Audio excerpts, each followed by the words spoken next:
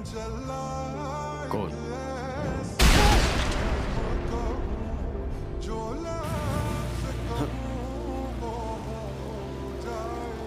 हिमेनो, तुम सीनियर हो, इसलिए तुम्हें डेविल्स पर नजर रखनी होगी। जरूर। सपनों की बैटल, मेरे सपनों की बैटल मैं ही जीतूंगा। वहाँ उस डेविल के साथ तुम्हारा दोस्ताना कुछ ज्यादा ही लग रहा था, मैंने अपनी आंखों से देखा। मेरा फॉक्स डेविल के साथ सौदा हो चुका है।